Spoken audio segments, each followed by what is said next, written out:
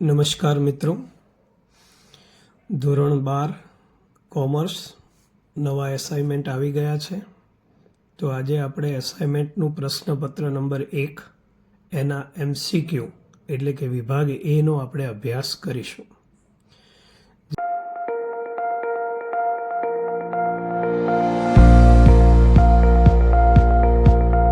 જેમાં MCQ number 1, ભાગીદારોના ઉપાડ પરનું વ્યાજ એ ભાગીદાર માટે શું છે? તો આપણે બધા જાણીએ છીએ કે ઉપાડ પરનું વ્યાજ એ ભાગીદાર માટે ખર્ચ કહેવાય, પણ પેઢી માટે શું કહેવાય? આવક. તો કોઈ પણ MCQ છે એનું ઓપોઝિટ પણ જો આપણે સાથે સમજી લઈએ તો આપણને બે MCQના જવાબ મળી શકે છે. બીજો MCQ આપ્યો છે, A, B અને Cનું નફા નુકસાનનું પ્રમાણ 3:2:1 હોય અને વર્ષનો વહેંચણી પાત્ર નફો 66,000 હોય તો Cને કેટલો નફો મળે છે? તો આપણે બધા જાણીએ છીએ કે નફો હંમેશા કયા પ્રમાણમાં વહેંચાય? નફા નુકસાનના પ્રમાણમાં.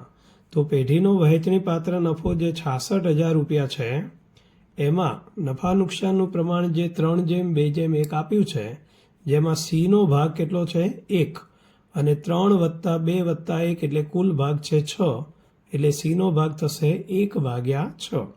તો આ પ્રમાણે Cના ભાગે નફો આવશે 66,000 × 1/6 બરાબર 11,000 રૂપિયા. તો આ રીતે કેલ્ક્યુલેશન આપણે રફમાં કરી અને MCQનો જવાબ આપવાનો રહેશે.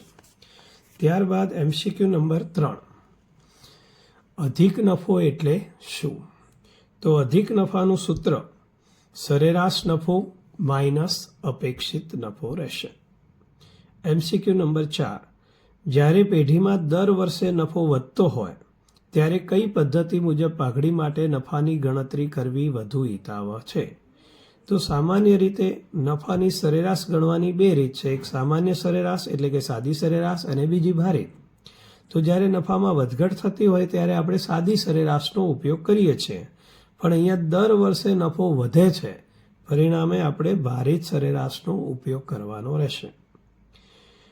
MCQ નંબર 5, ભાગીદારી પેઢીના પુનર્ગઠન વખતે પાકા સરવૈયામાં દર્શાવેલ સંશોધન વિકાસ ખર્ચ ક્યાં દર્શાવવામાં આવે છે?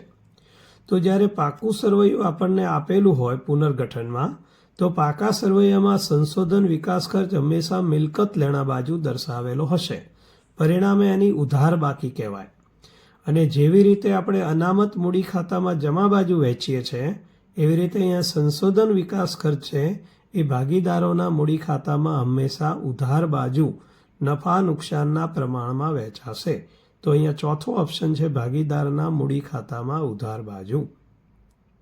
નંબર 6, ભાગીદારી પેઢીના પુનર્ગઠન વખતે યંત્રો ખાલી જગ્યા પુનઃમૂલ્યાંકન બાદના પાકા સરવૈયામાં દર્શાવાશે. તો પુનર્ગઠન હોય, પ્રવેશ હોય કે નિવૃત્તિ હોય, પુનઃમૂલ્યાંકન બાદ હંમેશા કોઈ પણ મિલકત પાકા સરવૈયામાં બજાર કિંમતે જ દર્શાવવામાં આવશે.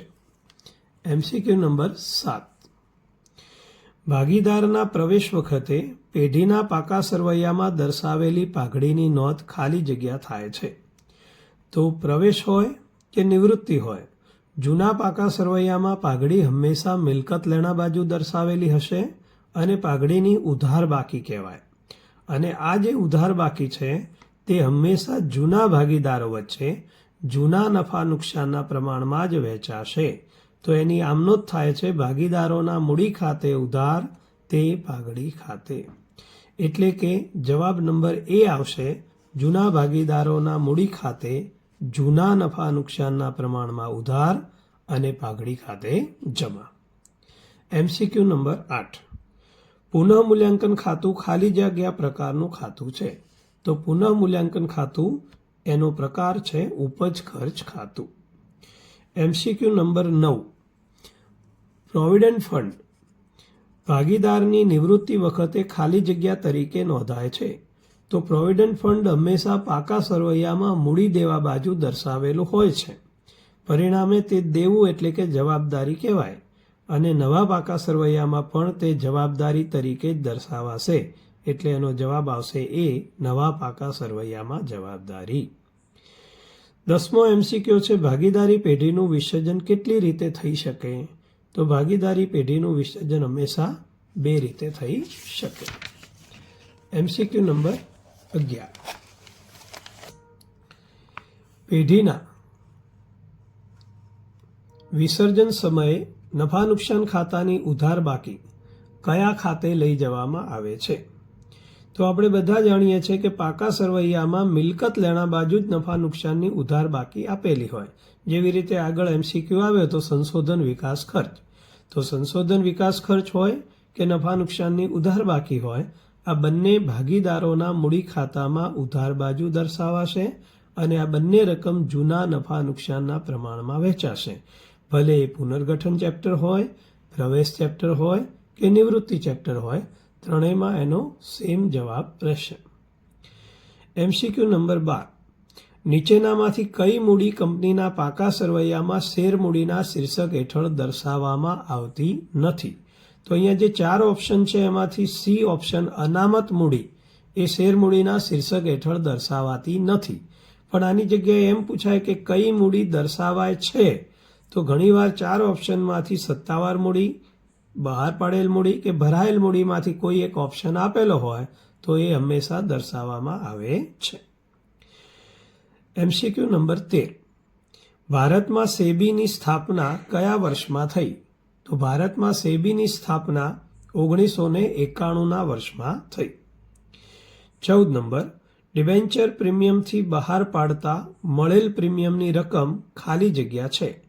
તો ડિબેન્ચર જ્યારે પણ પ્રીમિયમથી બહાર પાડવામાં આવે તો જે મળતું પ્રીમિયમ છે જેને આપણે જામીનગીરી પ્રીમિયમ પણ કહી શકીએ, ડિબેન્ચર પ્રીમિયમ પણ કહી શકીએ, અને આ બંને પ્રીમિયમ કંપની માટે મૂડી નફો કહેવાશે. એટલે ઓપ્શન ડી આવશે.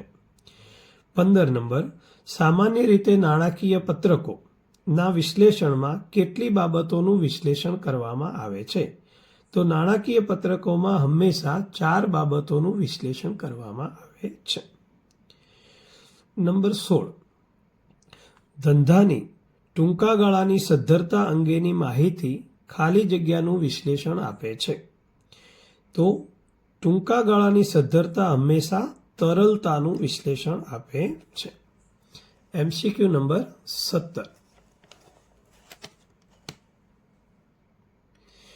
ચાલુ મિલકતોમાંથી કઈ મિલકત બાદ કરવાથી પ્રવાહી મિલકત મળે છે? તો આપણને પ્રવાહી મિલકતનું સૂત્ર ખ્યાલ હોય તો ખ્યાલ આવી જાય કે પ્રવાહી મિલકત બરાબર ચાલુ મિલકત માઇનસ સ્ટોક. એટલે કે ચાલુ મિલકતમાંથી સ્ટોક બાદ કરવાથી પ્રવાહી મિલકત મળે છે. 18. નીચેનામાંથી કયો ગુણોત્તર નફાકારકતાનો ઉપજ આધારિત ગુણોત્તર છે? તો આપણે જાણીએ છીએ નફાકારકતાના ગુણોત્તરોમાં ચોખ્ખા નફાનો ગુણોત્તર એ ઉપજ આધારિત ગુણોત્તર કહેવાશે. ઓપ્શન આવશે બી. 19 નંબર. નીચેનામાંથી કયો વ્યવહાર હંમેશા કામગીરી પ્રવૃત્તિનો વ્યવહાર બને છે? તો પગારનો જે ખર્ચ છે તે કામગીરી પ્રવૃત્તિનો વ્યવહાર બને છે. નીચેનામાંથી કોનો નાણાકીય ખર્ચમાં સમાવેશ થાય છે? તો આપણે જાણીએ છીએ નફા નુકસાન ખાતામાં ઉધાર બાજુ 4 પ્રકારના ખર્ચ આવે: વહીવટી ખર્ચ, વેચાણ વિતરણ, નાણાકીય અને અન્ય ખર્ચ. એમાંથી જે વ્યાજનો ખર્ચ છે એ હંમેશા નાણાકીય ખર્ચમાં આવશે. તો પ્રશ્નપત્ર નંબર 2ના MCQ જોવા જઈ રહ્યા છીએ, જેમાં પહેલો પ્રશ્ન છે, કંપની મિસસેલેનિયસ નિયમ 2014 મુજબ નિયમ 10 પ્રમાણે સરકારે ભાગીદારોની મહત્તમ સંખ્યા કેટલી નક્કી કરેલી છે? તો મિત્રો યાદ રાખજો, નવા 2014ના નિયમ મુજબ કંપનીએ ભાગીદારોની મહત્તમ સંખ્યા 50 રાખી છે, જ્યારે જૂનો 1932નો કંપની ધારો હતો એમાં ભાગીદારોની મહત્તમ સંખ્યા 20 હતી. અત્યારે આપણે ખાસ યાદ રાખવાનું છે કે ભાગીદારોની મહત્તમ સંખ્યા 50 રહેશે. નંબર 2. હંગામી મૂડી પ્રથામાં ભાગીદારોના ભાગનો નફો કયા ખાતે કઈ બાજુ લખાય? હંગામી મૂડી ખાતાનો મતલબ થાય છે અસ્થિર મૂડી ખાતા, અને અસ્થિર મૂડી ખાતા છે એનો મતલબ ચાલુ ખાતા નથી, અને ચાલુ ખાતા નથી એટલે મૂડી ખાતાનો નફો એટલે કે ભાગીદારોનો નફો હંમેશા મૂડી ખાતે જમા થશે. જો 2 અસરની વાત હોત તો નફા નુકસાન ફાળવણી ખાતે ઉધાર અને મૂડી ખાતે જમા એવું કહેવાય. પણ જો હંગામી મૂડી પ્રથાની જગ્યાએ સ્થિર મૂડી પ્રથા હોત તો ભાગીદારનો ભાગ, નફાનો ભાગ એ ચાલુ ખાતે લઈ જવામાં આવત. MCQ નંબર 3, પાઘડીનો આધાર કોના પર રહેલો છે? તો સામાન્યતઃ પાઘડી એ ધંધાકીય એકમના ભવિષ્યમાં જળવાઈ રહે તેવા નફા પર આધારિત છે. તો અહીંયા ઓપ્શન ડી આવશે. પાઘડી એ ખાલી જગ્યાનું નાણાકીય મૂલ્ય છે. તો પાઘડી એ ધંધાકીય એકમની પ્રતિષ્ઠાનું નાણાકીય મૂલ્ય છે. પાઘડી પાકા સરવૈયામાં મિલકત તરીકે બતાવાય છે. કાયમી મિલકતની અંદર અદૃશ્ય મિલકત કહેવાય છે, પણ અહીંયા ફક્ત નાણાકીય મૂલ્ય પૂછ્યું છે, એટલે આપણો જવાબ આવશે ધંધાકીય એકમની પ્રતિષ્ઠાનું નાણાકીય મૂલ્ય. 5. ભાગીદારી પેઢીનું પુનર્ગઠન થાય ત્યારે દેવાની કિંમતનો ઘટાડો થાય તો તેની અસર કયા ખાતે થાય? તો ભાગીદારી પુનર્ગઠનમાં આપણે એક પુનઃમૂલ્યાંકન ખાતું બનાવીએ છીએ અને પુનઃમૂલ્યાંકનમાં આપણે 4 નિયમો યાદ રાખવાના છે. મિલકત વધે તો પુનઃમૂલ્યાંકનમાં જમા, મિલકત ઘટે તો પુનઃમૂલ્યાંકનમાં ઉધાર, દેવું વધે તો પુનઃમૂલ્યાંકનમાં ઉધાર અને દેવું ઘટે તો પુનઃમૂલ્યાંકનમાં જમા. અહીંયા દેવું ઘટી રહ્યું છે, પરિણામે પુનઃમૂલ્યાંકનમાં તો જમા થશે જ, પણ જ્યારે એની બીજી અસર પાકા સરવૈયામાં આપીશું ત્યારે જે તે દેવામાંથી બાદ થશે. એટલે અહીંયા પહેલો ઓપ્શન આવશે જે તે દેવામાંથી બાદ અને પુનઃમૂલ્યાંકન ખાતે જમા. નંબર 6, નીચેનામાંથી કઈ એકત્રિત નફાની બાકી છે? તો નીચે જે 4 ઓપ્શન આપ્યા છે એ 4 પાકા સરવૈયામાં મૂડી દેવા બાજુ આપેલા હશે. એમાંથી અનામત ભંડોળ એટલે ઓપ્શન બી એ એકત્રિત નફાની બાકી છે, જ્યારે બાકીના 3 ઓપ્શન છે તે દેવા છે. નંબર 7, સ્વમૂલ્યાંકન દ્વારા આંકવામાં આવેલા પાઘડી કયા હિસાબી ધોરણ અનુસાર ચોપડે દર્શાવી શકાય નહીં? તો હિસાબી ધોરણ 26 મુજબ આ પાઘડીને ચોપડે દર્શાવી શકાય નહીં. નંબર 8, નવા ભાગીદારે લાવેલી પાઘડીની રકમ એટલે કે પ્રવેશ ચેપ્ટરમાં જૂના ભાગીદારો વચ્ચે કયા પ્રમાણમાં વહેંચાય? તો હમણાં જ આપણી પ્રથમ પરીક્ષા પૂરી થઈ છે અને આપણે જાણીએ છીએ કે નવા ભાગીદારોએ લાવેલી પાઘડી ત્યાગના પ્રમાણમાં વહેંચાય છે. નંબર 9, જ્યારે ફક્ત નફા નુકસાનનું જૂનું પ્રમાણ આપેલું હોય ત્યારે બાકીના ભાગીદારોનું લાભનું પ્રમાણ બરાબર ખાલી જગ્યા. તો જો જૂનું પ્રમાણ જ આપ્યું છે એટલે કે નવું પ્રમાણ આપ્યું નથી તો લાભનું પ્રમાણ શોધી શકાતું નથી, પરિણામે જૂનું પ્રમાણ એ જ લાભનું પ્રમાણ ગણવામાં આવશે. 10, ભાગીદારી પેઢીના વિસર્જન સમયે મિલકતોની ઉપજમાંથી સૌ પ્રથમ કઈ ચૂકવણી કરવામાં આવે છે? તો ભાગીદારી પેઢીના વિસર્જન સમયે મિલકતની ઉપજમાંથી સૌ પ્રથમ વિસર્જન ખર્ચ ચૂકવવામાં આવે છે. 11, પેઢીના વિસર્જન સમયે કારીગર અકસ્માત વળતર ભંડોળ કયા ખાતે લઈ જવામાં આવે છે? તો કારીગર અકસ્માત વળતર ભંડોળ એ અનામત છે અને અનામત પ્રવેશ ચેપ્ટર હોય, પુનર્ગઠન હોય, નિવૃત્તિ હોય કે વિસર્જન, 4 ચેપ્ટરની અંદર આપણે ભાગીદારોના મૂડી ખાતે લઈ જઈએ છીએ. કારણ કે આ 4 ઓપ્શનમાં ચાલુ ખાતા આપ્યા નથી. જો ચાલુ ખાતા હોય તો ચાલુ ખાતે જશે, ના હોય તો મૂડી ખાતે જશે.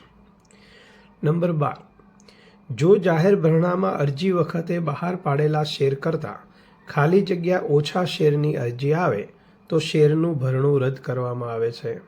તો 90%થી ઓછા શેરની અરજી આવે તો આ ભરણું રદ કરવામાં આવે છે.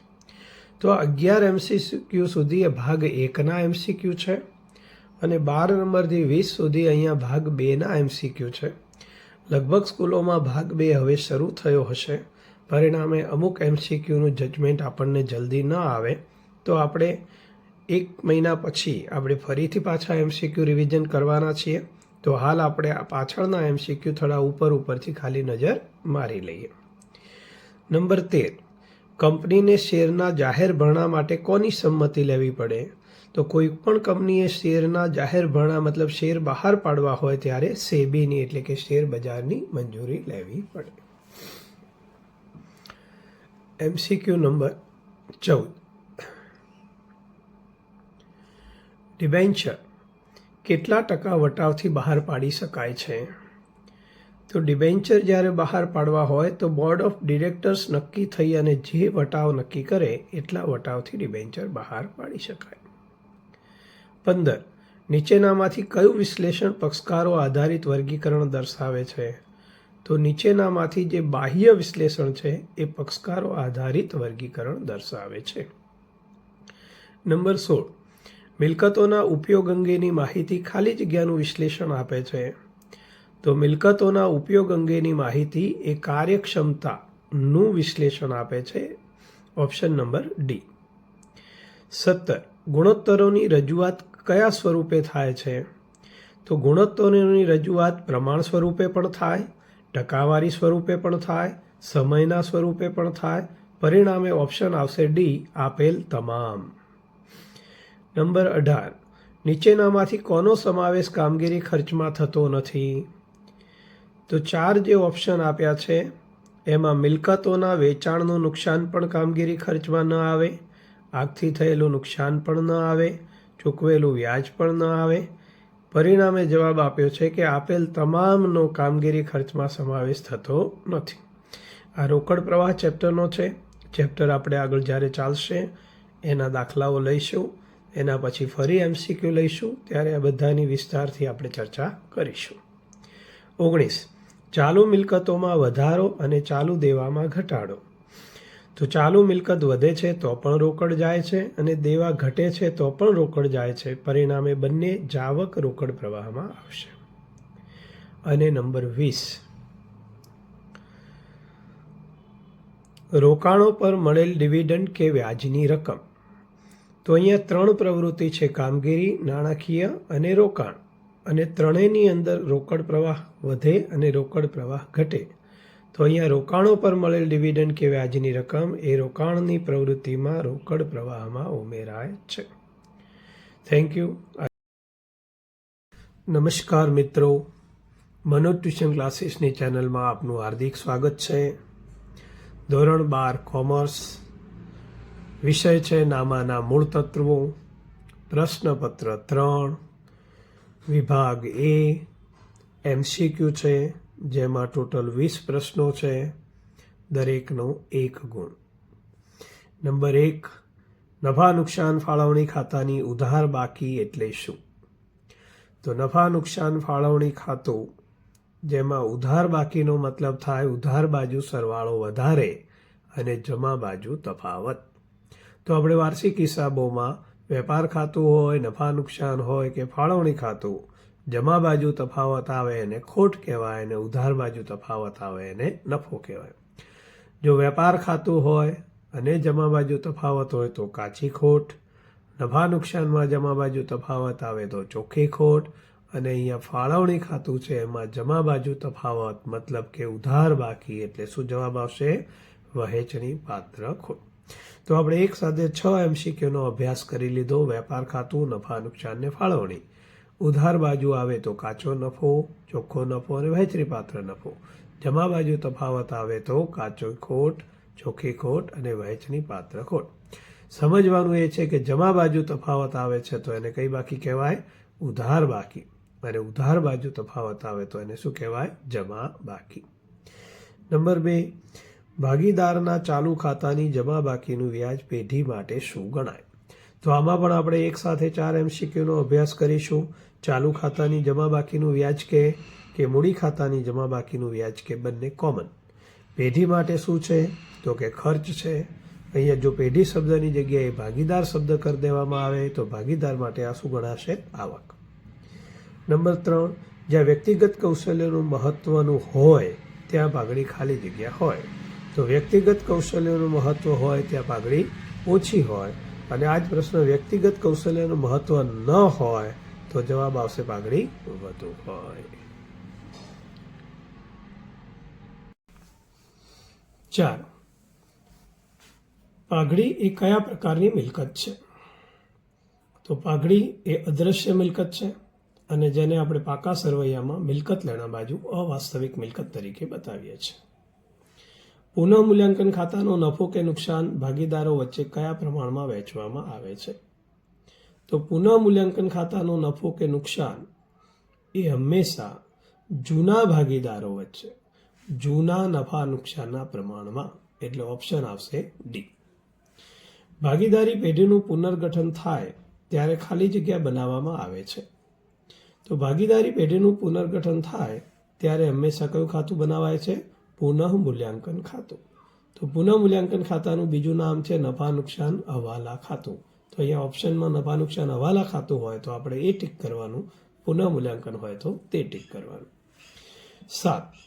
ભાગીદારના પ્રવેશ વખતે સામાન્ય અનામત અને નફા નુકસાન ખાતાની જમા બાકી ખાલી જગ્યા લઈ જવામાં આવે છે. તો પ્રવેશ વખતે જેટલી પણ અનામતો હોય, અહીંયા સામાન્ય અનામત ને નફા નુકસાન બે જ કીધી છે, પણ એ સિવાય કોઈ પણ અનામત હોય અને એની જમા બાકી છે, તો આ જમા બાકી એ હંમેશા જૂના ભાગીદારોના મૂડી ખાતે લઈ જવામાં આવશે. અને એમ પૂછવામાં આવે કે કયા પ્રમાણમાં વહેંચાશે? તો જૂના નફા નુકસાનના પ્રમાણમાં વહેંચાશે. નંબર 8. નવા ભાગીદારે લાવેલ પાઘડીનું પ્રીમિયમ ખાલી જગ્યા બાજુ લઈ જવામાં આવે છે.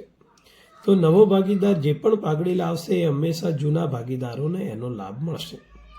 અને પ્રવેશ ચેપ્ટર છે, પરિણામે કયા પ્રમાણમાં વહેંચાશે? ત્યાગના પ્રમાણમાં વહેંચાશે. એટલે કે જૂના ભાગીદારોના મૂડી ખાતે ત્યાગના પ્રમાણમાં જમા થશે. 9. નિવૃત્ત થતા ભાગીદારને ચૂકવવાની બાકી રકમ પર ભાગીદારી કરારમાં કોઈ ઉલ્લેખ ના હોય તો ખાલી જગ્યા વ્યાજ ચૂકવવા પાત્ર છે. તો નિવૃત્ત થતા ભાગીદારને ચૂકવવાની બાકી રકમ મતલબ ભાગીદારે પેઢીને લોન આપી કહેવાય. તો જો કોઈ ઉલ્લેખ ના હોય તો પણ પેઢીએ ઓછામાં ઓછું કેટલા ટકા વ્યાજ આપવું પડશે? 6% વ્યાજ આપવું પડશે. નંબર 10. પેઢીના વિસર્જન સમયે પાકા સરવૈયામાં દેવાદારો એટલે કે મિલકત 24,500, ગલખાદ અનામત એટલે કે દેવું 4500 હોય તો માલ મિલકત નિકાલ ખાતાની જમા બાજુ કઈ રકમ લખાશે? તો દેવાદાર એ મિલકત છે, જે માલ મિલકત નિકાલમાં ઉધાર બાજુ લખાય. ગલખાદ અનામત એ દેવું છે, તો માલ મિલકત નિકાલ ખાતામાં જમા બાજુ લખાશે. અહીં ગલખાદ અનામતને દેવું કહો તો પણ ચાલે, પણ આમ જોવા જાઓ તો એ મિલકત સામેની જોગવાઈ કહેવાશે. 11. વિસર્જન સમયે ભાગીદારી પેઢીની મિલકતો અને જવાબદારીઓની હિસાબી અસર આપવા માટે તૈયાર કરવામાં આવતું ખાતું એટલે શું? તો વિસર્જન ચેપ્ટરની અંદર આપણે કયું ખાતું બનાવીએ છીએ? સંપાદન ખાતું. આ સંપાદન ખાતાનું બીજું નામ પણ છે માલ મિલકત નિકાલ ખાતું. તો ઉપરના એમસીક્યુમાં માલ મિલકત નિકાલ ખાતું શબ્દ વાપર્યો છે. આમાં ઓપ્શનમાં માલ મિલકત નિકાલ ખાતું નથી આપ્યું, એટલે આપણે ઓપ્શન સંપાદન ખાતું લઈશું. પ્રશ્ન 12. કંપની તેના શેરની મૂળ કિંમતના વધુમાં વધુ કેટલા ટકા પ્રીમિયમથી બહાર પાડી શકે? તો પ્રીમિયમ માટે કોઈ જ મર્યાદા નથી, ગમે તેટલા ટકા પ્રીમિયમ કંપની લઈ શકે છે. ઓપ્શન આવશે ડી. હાલના કંપની ધારાના નિયમ પ્રમાણે કંપની શેર દીઠ ઓછામાં ઓછી કેટલી કિંમતે તેના શેર બહાર પાડી શકે? તો અત્યારે શેરનો મૂળ ભાવ ઓછામાં ઓછો ₹1 રાખી શકે છે, એનાથી ઓછા ભાવે શેર બહાર પાડવામાં આવતા નથી. ડિબેન્ચર પરત પ્રીમિયમનું ખાતું એ કયા પ્રકારનું ખાતું ગણાય? નંબર 14. તો ડિબેન્ચર પરત પ્રીમિયમનું ખાતું એ હંમેશા કયું ખાતું ગણાશે? વ્યક્તિ ખાતું ગણાશે. નાણાકીય પત્રકોનું વિશ્લેષણ. પ્રશ્ન 15. નાણાકીય પત્રકનું વિશ્લેષણ એ શું કરે છે? અર્થઘટન કરે છે. વિશ્લેષણ કરવું મતલબ અર્થઘટન કરવું. એક કંપનીના ચાલુ વર્ષના ખર્ચાઓ છે 6 લાખ અને તેમાં પાછળના વર્ષની સરખામણીમાં 20% વધારો થયેલો હોય તો પાછલા વર્ષના ખર્ચા કેટલા હશે? તો હાલનો ખર્ચો છે 6 લાખ, જેમાં 20% ઓલરેડી વધારો થઈ ચૂક્યો છે, તો આપણે ભાગવાના કેટલા વડે રહેશે? 100 + 20 એટલે 120 વડે ભાગવાના રહેશે અને 100 વડે ગુણવાના રહેશે. તો 6 લાખને તમે 120 વડે ભાગી અને 100 વડે ગુણો તો જવાબ આવશે ₹5 લાખ. નંબર 17. પ્રવાહી ગુણોત્તર એ તો પ્રવાહી ગુણોત્તર એ શેનું માપ બતાવે છે? તરલતાનું માપ દર્શાવે છે. નંબર 18, નીચેનામાંથી કયા ગુણોત્તરનો સમાવેશ પ્રણાલિકાગત વર્ગીકરણમાં થાય છે? તો મિશ્ર ગુણોત્તરનો અભ્યાસ એ શેમાં થાય છે? પ્રણાલિકાગત વર્ગીકરણમાં. નંબર 19, દેવાદાર અને લેણી ઊંડીની ઉઘરાણી. તો એ કામગીરીનો આવક રોકડ પ્રવાહ છે. કામગીરી આવક અને જાવકમાંથી આપણે શેમાં લખવાનું રહેશે? દેવાદાર અને લેણી ઊંડીની ઉઘરાણી એ કામગીરીનો આવક રોકડ પ્રવાહ છે. અને છેલ્લો 20 નંબર, વચગાળાનું ડિવિડન્ડ ચૂકવાય ત્યારે કામગીરી પત્રકમાં શું થાય છે? ઉમેરાય છે, જ્યારે નાણાકીય પ્રવૃત્તિમાં શું થાય છે? બાદ થાય છે. તો કામગીરી પત્રકમાં ઉમેરાય અને નાણાકીય પત્રકમાં એટલે કે નાણાકીય પ્રવૃત્તિમાંથી બાદ થાય છે. Thank you. આજે પ્રશ્નપત્ર નંબર 4ના વિભાગ એના MCQનો આજે અભ્યાસ કરીશું. પ્રત્યેક પ્રશ્ન 1 ગુણનો છે અને વિભાગ એમાં કુલ 20 પ્રશ્નો છે. પ્રશ્ન નંબર 1, ભાગીદારોની મૂડી પરનું વ્યાજ એ ભાગીદાર માટે શું છે? તો મૂડી પરનું વ્યાજ એ ભાગીદાર માટે આવક છે.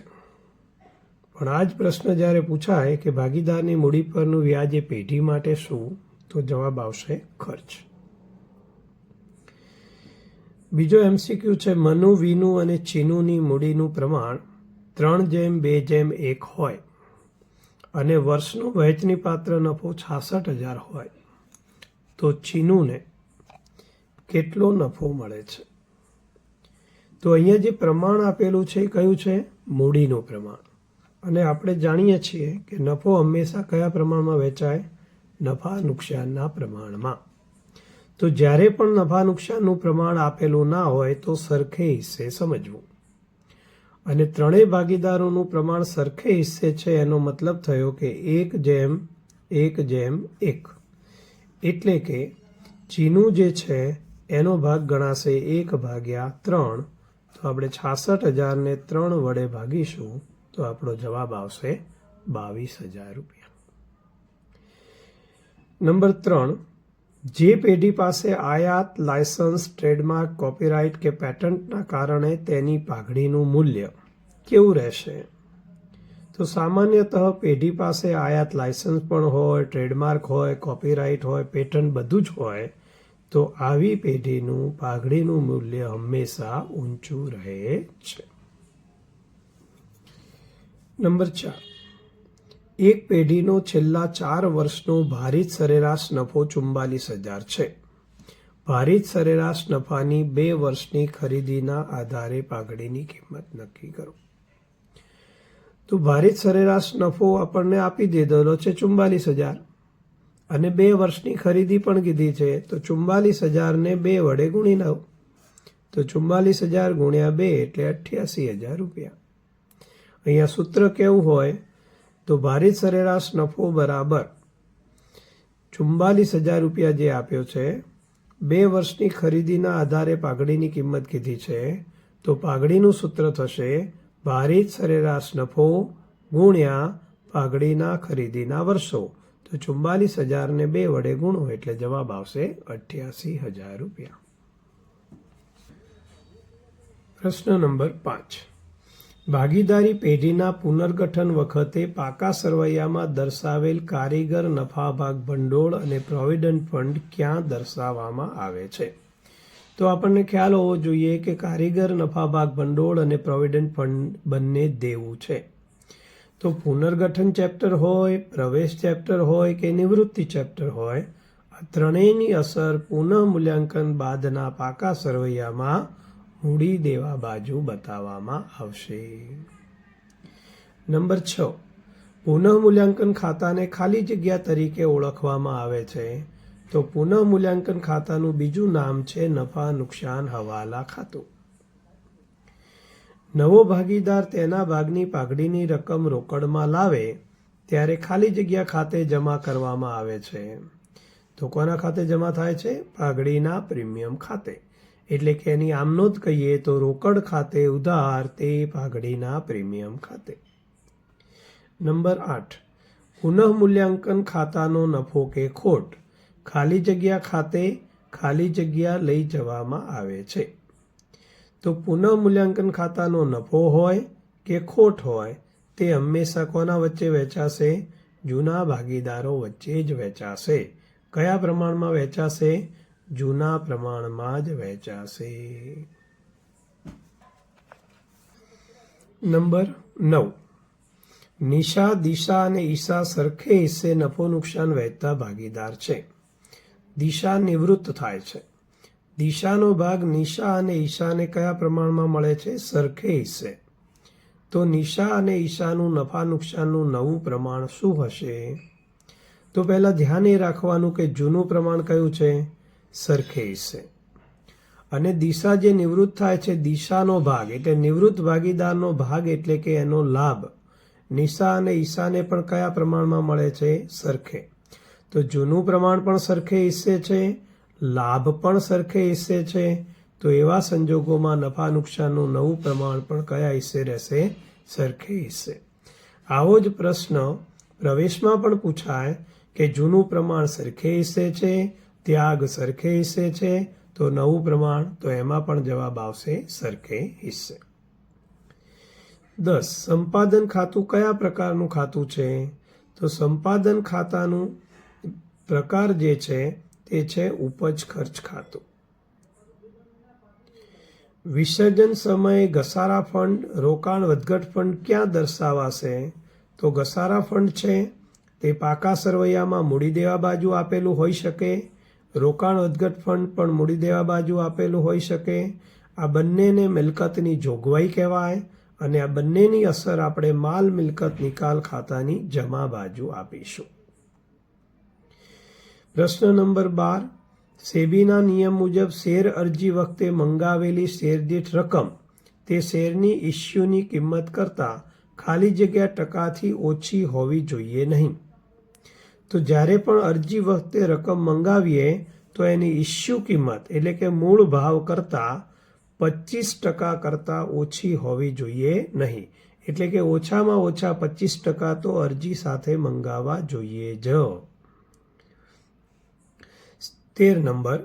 શેર જપ્ત થાય ત્યારે જપ્ત થયેલા શેર પર મંગાવેલી કુલ રકમ ખાલી જગ્યા કરવામાં આવે છે.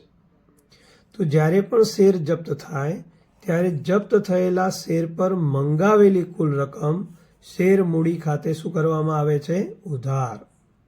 આ જ પ્રશ્ન પૂછાય કે જપ્ત થયેલી વખતે ભરેલી રકમ ખાલી જગ્યા કરવામાં આવે છે. તો ભરેલી રકમ શેર જપ્તી ખાતે જમા કરવામાં આવે છે. 14. ડિબેન્ચર એ કંપની માટે ખાલી જગ્યા છે. તો ડિબેન્ચર એ કંપની માટે દેવું છે. કારણ કે ડિબેન્ચર એ પાકા સરવૈયામાં આપણે કઈ બાજુ બતાવીએ છીએ? મૂડી દેવા બાજુ. વેપાર ખાતું, નફા નુકસાન ખાતું જેને ખાલી જગ્યા પણ કહેવામાં આવે છે. તો વેપાર અને નફા નુકસાન ખાતાને આવકના પત્રક તરીકે ઓળખવામાં આવે છે. નીચેનામાંથી કયું વિશ્લેષણ સમયના આધારે વર્ગીકરણ દર્શાવે છે? તો જે લાંબા ગાળાનું વિશ્લેષણ છે તે સમયના આધારે વર્ગીકરણ દર્શાવે છે. ગુણોત્તરનું વર્ગીકરણ કેટલા ભાગમાં કરી શકાય? તો ગુણોત્તરનું વર્ગીકરણ 2 ભાગમાં કરી શકાય. 18. ગુણોત્તર એ નાણાકીય માહિતીને ખાલી જગ્યા સ્વરૂપે રજૂ કરે છે. તો ગુણોત્તર એ નાણાકીય માહિતીને સંક્ષિપ્ત સ્વરૂપે રજૂ કરે છે. 19. મળેલું ભાડું. તો આ 4 ઓપ્શનમાંથી મળેલું ભાડું છે એ કામગીરીની પ્રવૃત્તિમાંથી બાદ થાય છે અને રોકાણની પ્રવૃત્તિમાં ઉમેરાય છે. નંબર 20. રોકડ બેંકમાં ભરીએ તે. તો જ્યારે રોકડ બેંકમાં ભરીએ છીએ તો રોકડ જતી પણ નથી અને રોકડ આવતી પણ નથી. કારણ કે બેંકમાં એટલે આપણા ખાતામાં તો રહે જ છે. પરિણામે એની રોકડ પ્રવાહમાં કોઈ અસર થતી નથી. Thank you. પ્રશ્નપત્ર નંબર 5 વિભાગ એ, જેમાં કુલ 1 થી 20 MCQ છે, જેમાં આપણે સાચો વિકલ્પ પસંદ કરવાનો છે. નંબર 1. જો ભાગીદારી કરારનામામાં મૂડી પર વ્યાજની જોગવાઈ કરવામાં આવી ના હોય તો કેટલા ટકા વ્યાજ આપવું?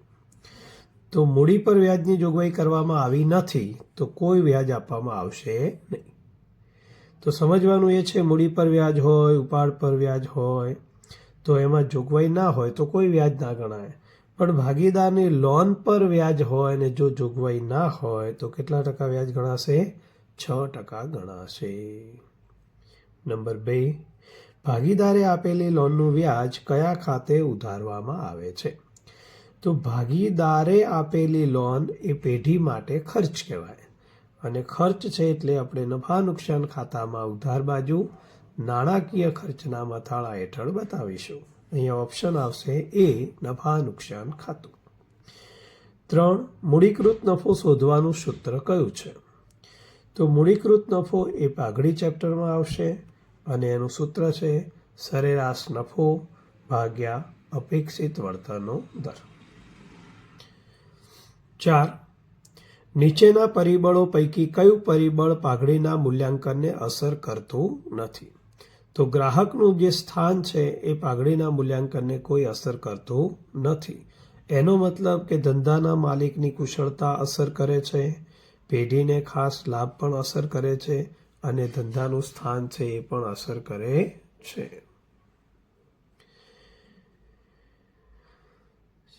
4, નીચેના પરિબળો પૈકી કયું પરિબળ પાઘડીના મૂલ્યાંકનને અસર કરતું નથી? તો ગ્રાહકનું સ્થાન એ પાઘડીના મૂલ્યાંકનને અસર કરતું નથી. એટલે કે ધંધાના માલિકની કુશળતા અસર કરે છે, પેઢીને ખાસ લાભ પણ અસર કરે છે અને ધંધાનું સ્થાન પણ અસર કરે છે. 5, કારીગર અકસ્માત વળતર ભંડોળ ભાગીદારી પેઢી માટે શું છે? તો કારીગર અકસ્માત વળતર ભંડોળ એ ભાગીદારી પેઢી માટે એકત્રિત નફો છે. તો ચેપ્ટર નંબર 4 હોય પુનર્ગઠન, 5 હોય પ્રવેશ, 6 હોય નિવૃત્તિ કે 7 હોય વિસર્જન, આ બધામાં આ એકત્રિત નફો ભાગીદારો વચ્ચે નફા નુકસાનના પ્રમાણમાં મૂડી કે ચાલુ ખાતામાં જમા બાજુ વહેંચાય છે. નંબર 6, ચાલુ ભાગીદારી પેઢીમાં ચાલુ ભાગીદારો વચ્ચે નફા નુકસાન વહેંચણીનું પ્રમાણ કેવી રીતે બદલી શકાય? તો નફા નુકસાનનું પ્રમાણ બદલવા માટે આ જે 4 ઓપ્શન આપ્યા છે એમાં બધા જ ભાગીદારોની સંમતિથી બદલી શકાય. એટલે કે નફા નુકસાન વહેંચણીનું પ્રમાણ બદલવા માટે સરકારની સંમતિ ન જોઈએ, બહુમતી ભાગીદારો હોય તો પણ ન ચાલે, લેણદારની સંમતિ પણ ન ચાલે. બધા જ ભાગીદારોની સંમતિ હોય તો જ નફા નુકસાન વહેંચણીનું પ્રમાણ બદલી શકાય. 7, જ્યારે ફક્ત નફા નુકસાનનું જૂનું પ્રમાણ જ આપેલું હોય ત્યારે જૂના ભાગીદારોનું ત્યાગનું પ્રમાણ બરાબર ખાલી જગ્યા. તો જો ફક્ત જૂનું પ્રમાણ આપ્યું છે એનો મતલબ નવું પ્રમાણ નથી આપ્યું.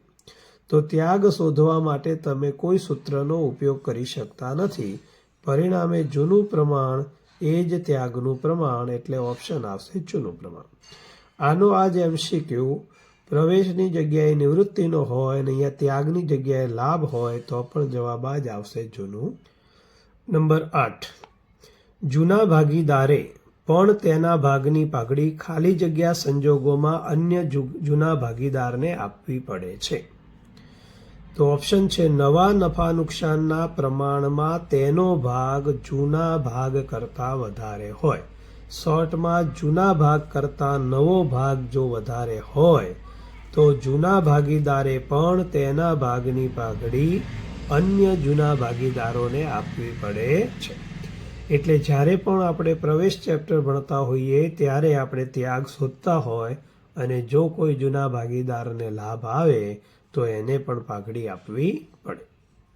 9, રાજુ, સંજુ અને વિજુ 5:3:2 પ્રમાણમાં નફો નુકસાન વહેંચતા ભાગીદારો છે.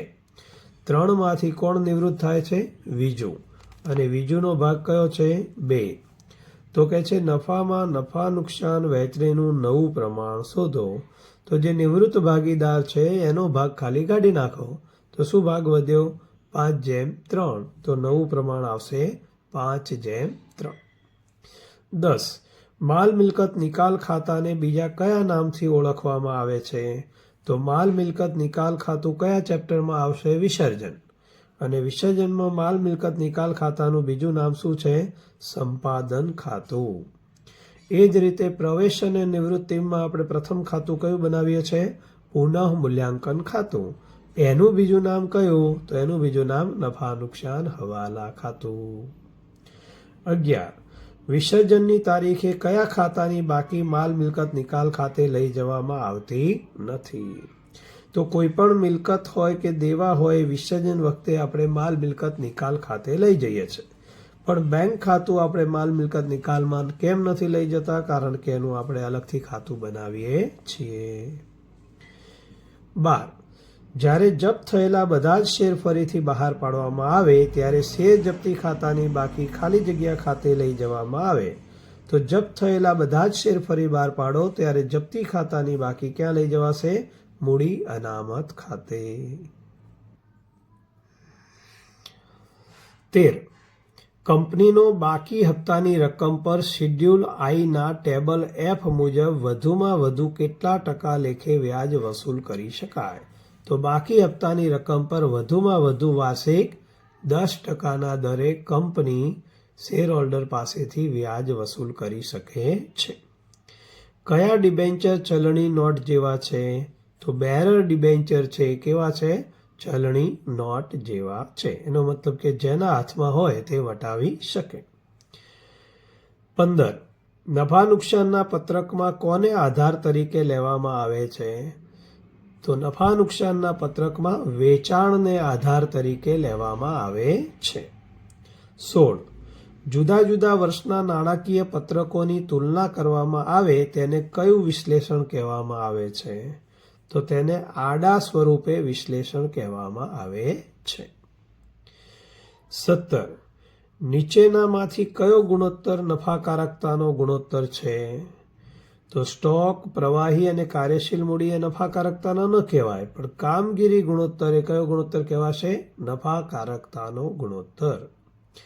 નીચેનામાંથી કયો ગુણોત્તર તરલતાનો ગુણોત્તર છે? તો એમાંય માલિકી, વ્યાજ આવરણ ને કામગીરી તરલતાના ન કહેવાય, પણ ચાલુ ગુણોત્તર છે એનો ગુણોત્તર કહેવાશે? તરલતાનો ગુણોત્તર કહેવાશે. રોકડ પ્રવાહ પત્રકમાં કેટલી પ્રવૃત્તિ હોય છે? તો રોકડ પ્રવાહમાં 3 પ્રવૃત્તિ હોય છે. પહેલી કામગીરી, બીજી રોકાણ પ્રવૃત્તિ અને ત્રીજી નાણાકીય પ્રવૃત્તિ. 20. ગયા વર્ષની સરખામણીમાં ચાલુ વર્ષે પાઘડીની રકમ ઘટે તો ખાલી જગ્યા કહેવાય. તો પાઘડીની રકમ ઘટે તો એને પાઘડી માંડીવાળી કહેવાય. આજે આપણે પ્રશ્નપત્ર 6 એમાં વિભાગ એ જે 20 ગુણના MCQ પૂછાય છે જેનો આજે આપણે અભ્યાસ કરીશું. નંબર 1. જો ભાગીદારી કરારનામામાં સ્પષ્ટતા ન હોય તો ભાગીદારે પેઢીને ધીરેલી લોન પર કેટલા ટકા વ્યાજ ગણાય? જો ભાગીદાર પેઢીને લોન આપે છે તો 6%, પણ જો પેઢી ભાગીદારને લોન આપે છે તો વ્યાજ ગણાશે નહીં. આ ઓપોઝિટ MCQ પણ પૂછાઈ શકે છે. નંબર 2. ભાગીદારી પેઢીમાં ભાગીદારોના મૂડી ખાતા રાખવાની કેટલી પદ્ધતિ જોવા મળે છે? તો ભાગીદારી પેઢીમાં મૂડી ખાતા રાખવાની 2 પદ્ધતિ છે. કઈ 2 છે? અસ્થિર મૂડી ખાતા અને સ્થિર મૂડી ખાતા. નંબર 3. પાઘડી પાકા સરવૈયામાં કયા મથાળા કે શીર્ષક હેઠળ બતાવવા છે? તો પાઘડી છે એ પાકા સરવૈયામાં કયા મથાળામાં આવશે? બિનચાલુ મિલકતો. એમાં અદ્રશ્ય મિલકત અને દ્રશ્ય, એમાંથી પાઘડી અદ્રશ્ય મિલકતમાં લખીએ છીએ. નંબર 4. ભારિત સરેરાશ નફાની પદ્ધતિમાં નીચેનામાંથી કઈ બાબતને ધ્યાનમાં લેવાય છે? તો ભારિત સરેરાશ પદ્ધતિમાં નજીકના વર્ષોના નફાને વધુ મહત્વ અપાય છે. એટલે કે એમાં આપણે ભાર આપીએ છીએ 1, 2, 3 અને 4. નંબર 5. એકત્રિત થયેલ નફો કે અનામત ભંડોળ કોનું છે? તો એકત્રિત થયેલ નફો કે અનામત ભંડોળ હંમેશા કોનું કહેવાય? ચાલુ ભાગીદારોનું. 6. જુદા જુદા કારણસર ભાગીદારીમાં થતો ફેરફાર એટલે ભાગીદારીનું પુનર્ગઠન. તો જ્યારે ભાગીદારો નફા નુકસાનનું પ્રમાણ બદલે ત્યારે પણ પુનર્ગઠન કહેવાય. કોઈ નવો ભાગીદાર પ્રવેશ થાય તો પણ પુનર્ગઠન કહેવાય, કોઈ ભાગીદાર નિવૃત્ત થાય અથવા મૃત્યુ પામે તો પણ એ ભાગીદારીનું પુનર્ગઠન કહેવાય. તો આ દરેક સંજોગોની અંદર જુદા જુદા કારણસર, તો આ બધા જ કારણસર ભાગીદારીમાં શું થાય છે? ફેરફાર થતો રહે છે. 7. નવા ભાગીદાર સહિત બધા જ ભાગીદારો પેઢીનો નફો કે નુકસાન જે પ્રમાણમાં વહેંચવાનું નક્કી કરે છે તે પ્રમાણ એટલે નવા નુકસાનનું નવું પ્રમાણ. 8. નવા ભાગીદારના પ્રવેશ વખતે ચોપડે દર્શાવેલી પાઘડી જૂના ભાગીદારો વચ્ચે કયા પ્રમાણમાં માંડી વળાય? તો પ્રવેશ હોય કે નિવૃત્તિ હોય, જૂના ભાગીદારો વચ્ચે કઈ પાઘડીની વાત છે? સરવૈયામાં દર્શાવેલી પાઘડી એટલે જૂની પાઘડી. તો હંમેશા જૂની પાઘડી જૂના નફા નુકસાનના પ્રમાણમાં જ માંડી વાળવામાં આવશે. નંબર 9. નિવૃત્ત ભાગીદાર પેઢીમાં નફામાં ક્યાં સુધી હકદાર છે? તો નિવૃત્ત ભાગીદાર છેલ્લા વાર્ષિક હિસાબથી નિવૃત્તિ સુધી હકદાર છે. 10. ભાગીદારની પત્નીએ સ્ત્રી ધનમાંથી આપેલી લોનની ચૂકવણી ક્યારે થાય? તો સ્ત્રી ધનમાંથી આપેલી લોન એ સામાન્ય દેવું એટલે અન્ય પક્ષકારના દેવું જેવું જ કહેવાય, એટલે સામાન્ય દેવાની સાથે ચૂકવાશે. 11. ભાગીદારી પેઢીના વિસર્જન સમયે પેઢીની મિલકતની ઉપજમાંથી છેલ્લી ચૂકવણી કઈ થાય? તો ભાગીદારોની મૂડી માટે જે પણ રકમ વધે એટલે કે મૂડી ખાતાનો વધારો સૌથી છેલ્લે ચૂકવાશે. જાહેર કંપની નંબર 12. જાહેર કંપનીમાં ઓછામાં ઓછા કેટલા સભ્યો હોવા જોઈએ? તો જાહેર કંપનીમાં ઓછામાં ઓછા 7 સભ્યો હોવા જોઈએ. કંપની ધારા નંબર 13. કંપની ધારા અનુસાર કંપની કેટલા પ્રકારના શેર બહાર પાડી શકે? તો કંપની ધારા અનુસાર કંપની 2 પ્રકારના શેર બહાર પાડી શકે. 14. કંપનીને નફો થયો હોય કે ન થયો હોય તો પણ ડિબેન્ચર પર વ્યાજ ચૂકવવું ફરજિયાત છે, કારણ કે ડિબેન્ચર એ દેવું છે. કંપની નફો કરે કે ન કરે, દેવાનું વ્યાજ ચૂકવવું ફરજિયાત છે. 15. ધંધાના સંચાલકો દ્વારા નિર્ણય ઘડતર માટે નાણાકીય પત્રકોનું વિશ્લેષણ કરવામાં આવે તેને કયું વિશ્લેષણ કહે છે? તો એને આંતરિક વિશ્લેષણ કહે છે. નંબર 16. ઝેડ કંપનીમાં પાછલા વર્ષની વેચાણની ઉપજ છે 8 લાખ રૂપિયા, તેમાં ચાલુ વર્ષે 12.5% વધારો થયો હોય તો ચાલુ વર્ષે વેચાણની ઉપજ કેટલી ગણાય? તો જે 8 લાખ છે વેચાણ ગયા વર્ષનું વત્તા 12.5% કરવાથી આપણને જવાબ મળશે 9 લાખ રૂપિયા. 17.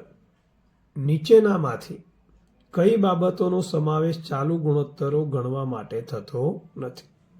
તો ચાલુ ગુણોત્તરનું સૂત્ર છે ચાલુ મિલકત ભાગ્યા ચાલુ દેવા ગુણ્યા 100. તો દેવાદાર ચાલુ મિલકત કહેવાય, સ્ટોક ચાલુ મિલકત કહેવાય, લેણી ઊંડી ચાલુ મિલકત. તો આ ત્રણનો સમાવેશ થશે. ફર્નિચર એ કાયમી મિલકત છે એટલે એનો સમાવેશ થશે નહીં. 18. કાર્યશીલ મૂડી એટલે શું? તો ચાલુ મિલકત અને ચાલુ દેવા વચ્ચેનો તફાવત, મતલબ કે ચાલુ મિલકતમાંથી ચાલુ દેવા બાદ કરવાથી જે રકમ મળે તેને કાર્યશીલ મૂડી કહેવાય. Bank overdraft. તો બેંક ઓવરડ્રાફ્ટ એ ચાલુ જવાબદારી છે અને રોકડ પ્રવાહ પત્રક ચેપ્ટરમાં આપણે એને નાણાકીય પ્રવૃત્તિ ગણીએ છીએ. નંબર 20. રોકડ સમકક્ષની 4 ઓપ્શનમાંથી ઉચ્ચ પ્રવાહિતા હોય છે. રોકડ સમકક્ષની પ્રવાહિતા કેવી હોય છે? ઉચ્ચ પ્રવાહિતા હોય છે. Thank you.